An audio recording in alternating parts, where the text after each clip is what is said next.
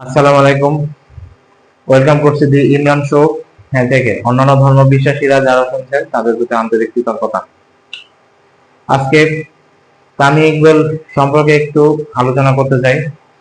সেটা হচ্ছে গতকালকে তামিম চিটাগাং এর এক বিএনপির সমাবেশে যোগ দিয়েছিল। এই বিএনপি সমাবেশে যোগ দেওয়ার ফলে অনেকেই অনেক কথা বলতেছে।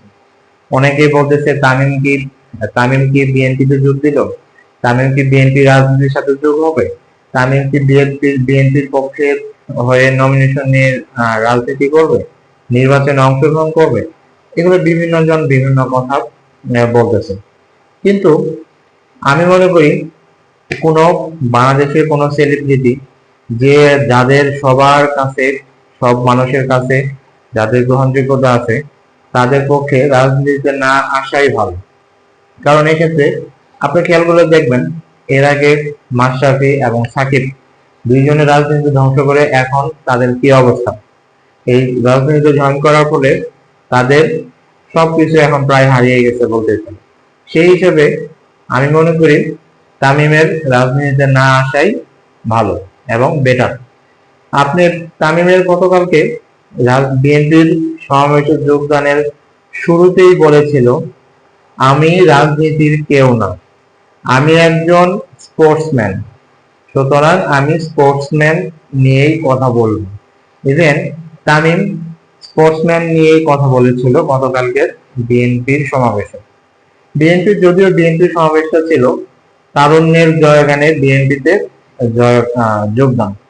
সেই ক্ষেত্রে অনেকেই তামিমের এই বিএনপির সমাবেশে যোগদান করার ফলে অনেকেই ভাবতেছে যে তামিম বিএনপিতে যোগদান করেছে এবং সামনে বিএনপির পক্ষ হয়ে নির্বাচন করবে। আমি মনে করি সামনে বিসিবিরও নির্বাচন। তামিমের অনেকে মনে করতেছে তামিম কি এমপি হবে, মন্ত্রী হবে, নাকি বিসিবির সভাপতি হবে। এখন একজন সামনে যদি তামিম বিসিবির পক্ষ থেকে নির্বাচন করতে যায়, তাহলে কোনো একটা অঙ্গ সংগঠনের সাথে যুক্ত হয়ে তাহলে সেই ক্ষেত্রে নির্বাচনের প্রসেসিংটা করতে হয়। সেই ক্ষেত্রে তার একটা ভালো হওয়ার সম্ভাবনা থাকে। কিন্তু অনেক বিভিন্ন জায়গা থেকে খবর পেয়েছি, বিভিন্ন সোর্স থেকে খবর পেয়েছি, তামিমের রাজনীতির তে জয়েন করার কোনো ইচ্ছাই নেই। তিনি বিএনপি সমাবেশে অংশগ্রহণ করেছেন শুধু স্পোর্টসম্যানশিপ নিয়েই কথা বলার জন্য, এবং তিনি রাজনীতির কোনো কথাই বলেন নাই। যতক্ষণ বক্তৃতা দিয়েছেন শুধু এই স্পোর্টসম্যান নিয়েই কথা বলেছেন। এখন অনেকে এটা মনে করতে পারে যে তামিম যেহেতু বিএনপির সমাবেশে যোগ দিয়েছে, এর আগেও তামিম একটা বিএনপির অনুদানে বিএনপির সমর্থনে একটা ক্রিকেট টুর্নামেন্ট হয়েছিল, সেখানেও প্রধান অতিথি হিসেবে গিয়েছিল এবং তামিমের তামিমের তামিম সেখানে উদ্বোধন করেছিল। এর আগেও দেখবেন আওয়ামী লীগ সরকার যখন ক্ষমতা ছিল, তখন সরকার প্রধানের আমন্ত্রণে তামিম ইকবাল তার ওখানে গিয়েছিল, তার সাথে দেখা করেছিল, কথা বলেছিল, আলোচনা করেছিল বিভিন্ন বিষয় নিয়ে। এখন তামিমের আমার মতে এরকম তামিমের মতো একজন সেলিব্রিটির কখনোই রাজনীতিতে আসা উচিত না। আর রাজনীতিতে আসলে মানুষ তামিম ইকবালকে মাশরাফি সাকিবের মতোই মনে করবে এবং তামিমকে ভুলতেও খুব বেশি সময় নেবে না। কারণ একজন একজন সেলিব্রিটি মানুষ, তিনি সবার কথা বলবেন, সব সাধারণ মানুষের কথা বলবেন, ন্যায্য অধিকারের পক্ষে থাকবেন, সবাইকে নিয়ে ভাববেন, সবাইকে নিয়ে চিন্তা করবেন, সবার সাধারণ মানুষের কথা বলবেন।